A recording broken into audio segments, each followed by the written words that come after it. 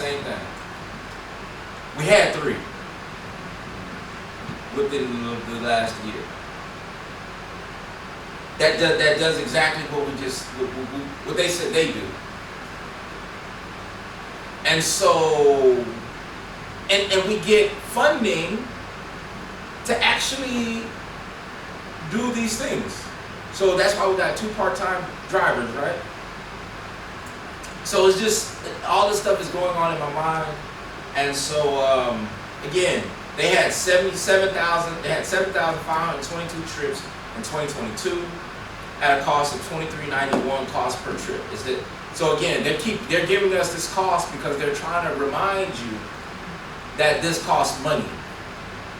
And if you didn't go with them, where would you get this amount of money to be able to provide the same service?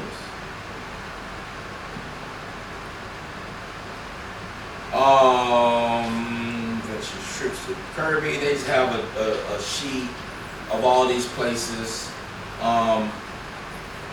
And I will get you this exact presentation. I wanted to meet with them first because I had some things that I think needed to be in here for this to be true depiction of numbers, right? So they had a connection to Kirby, and they're saying, average trips per year to kidney care Kirby dialysis center was 248, where they have delivered or taken someone. Mother Earth's adult daycare 223. JBSA Park Day School, Judy Studio Child Care Home Daycare Center 212, Walgreens Pharmacy 196. So they're showing, or Easy Pond 151. We have an Easy Pond in Kirby. But it could be close. But again, what it could be our residents leaving Kirby going there, or them leaving there coming to Kirby. If that makes sense. So these were numbers people were going into Kirby, or is it in the northeast area like Converse, Kirby area? This is the critical via trans connections to Kirby. So this is people who can request, who need the mobile wheelchair access vans that can request to go to a location. So that's either them leaving Kirby, going there, or leaving there, coming in. Okay. Yeah, right? Because I've seen the van there down the street picking up a resident that's in a blue chair. Yeah. But I didn't know we had that many. It could be. So also, this is the part that they didn't provide, which is why I'm saying asking more questions. This could be the same 5 people, and they count their trips over the year. That's what they are leaving out. That's part of why we're having this update of where things are at. Because they didn't give those specific information, even though that's what I specifically asked for, because it just didn't make sense. Now, then they start saying, well, if y'all think about, so then I had to go back and then go talk to other cities. Why Live Oak wasn't in it? Why, is it Universal City or Converse? Universal City's not in it. And so several cities aren't in it for these same reasons.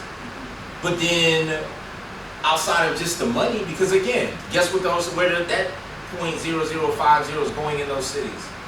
For economic development. So when you say, well, why are those cities developed? Because that's where they have their priority. Some of it have some may have street maintenance, right? So you have an option to pick where you want your pennies to go. We during this time could set a plan of action, goals to then move that forward. So my question is, so tying with the crime control with VIA. What you were saying, because you were saying we have to take from a pot somewhere in order to get this 4B going, right? I know you were saying that right now, because we have to take from a pot, because it's already capped out. There's no way that we can do this. Now I know it's a lot of work. I'm just saying, there's going by this November election. Is that possible or no? Yes, but the only, okay, so that's why I had the attorney here. Man, I'll be thinking. Nah, we've been working together. She's been helping us put together a timeline if we were trying to pull this off, what we would need to do. The reason why I am not pushing Economic Development Commission and VIA at the same time is because that is a substantial task. The goal is to bring before you for VIA to reduce that 0.0050. Once that clears up, then we get in May, we hit economic development for 0.025 or for the whole 0.050. Then you have those options. What people are going to say, well, what's going to happen to transportation for local Kirby people? One of the things we're still trying to get, the numbers of how many local Kirby people are taking the bus already. They threw out a number. Well, yes, he did. 1.8 million. And I was like, we don't need them to manage our money. We could have taken that. This is before I knew we had buses that already do this, and run our own short local transportation called the Kirby Trolley, and take people from Kirby to the Randolph, drop them off at the hub. What you know, and then they just locally. That's what our drivers do in addition to doing stuff with the senior center. Right? So thinking outside the box on like, how do we keep this going? Because we have the buses already. We have the drivers already. But again, this is also before I knew that the senior center had buses. So they had revenue. This is what they have for a year. Sales tax was for the year was $253,637. So if you divide that divide it, that's what crime prevention and control is getting, about $120,000 to $30,000 per year, right? Because crime prevention is 0.0025 and MTA is 0.0050. So if you divide it in half, that's what we're generating. But the goal is, because there's no campaign, there's no effort. People are, I don't want to call y'all out. How many people in this room buy gas in Kirby regularly? Is QT on 78? Yes, that's in Kirby, right? And so the goal is, the more people do that, the more sales tax comes up. Because this number is kind of, for the amount of people, the houses we have, that tells you that people don't spend not $1 outside in Kirby. I'm talking about clearly they drive from wherever they work, to wherever they eat, to wherever they put gas in, and go home. And don't spend not one additional dollar in the city of Kirby. If 0.025% is only $130,000, a month. So that's kind of what it is. So then they're saying the sales tax is $253.67. That's what we would get. So that's us, what we would have to have for economic development. The line service passenger fares, they said they make about $17,752. The Via Trans passenger fare, so remember, the regular Via is the bus. And then they have the Trans, which is where it's like the delivery, where if I'm going to my medication and my appointments, I can call them specifically. I will tell you, we have more, well, I don't have the numbers, but I see we have more people who may use Trans versus the regular bus, meaning dedicated regular passengers.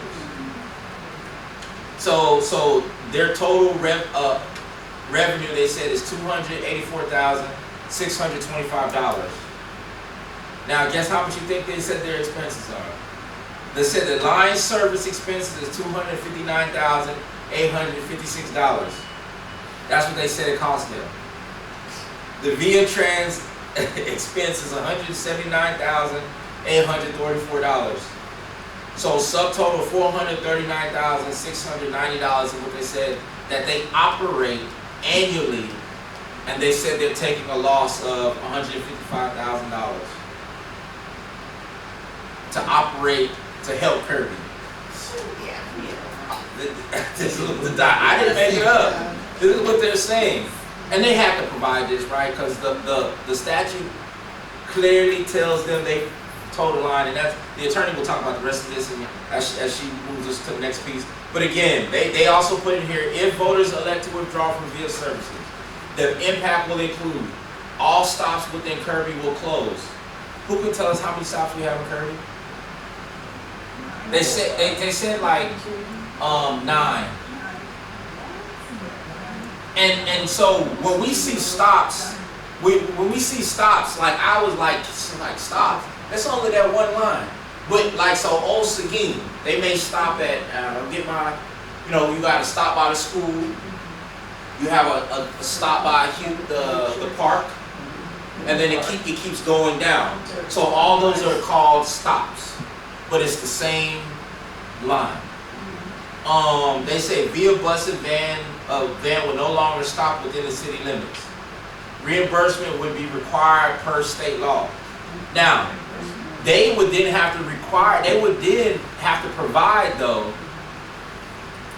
all the money, all the stuff, not the stuff they put in here, but for us to see everything. And right now we haven't seen everything. They say per the Texas Transportation Code, they give us the code because I pulled it up, and the Kirby would have a net financial obligation to reimburse. The same we'd have to reimburse them. A final number owed will be calculated upon the effective date of the withdrawal from the system and forwarded to the state comptroller for collection. Estimated financial obligation as of May 31, 2023 is $1.8 million. $1.8 million is what they're saying if we pull it out. All right. So now let me remind you, it's a tax that we get that comes into our account that we have that will help benefit and create other revenue for our path moving forward. I'm not asking anybody to make any decisions or talk about it.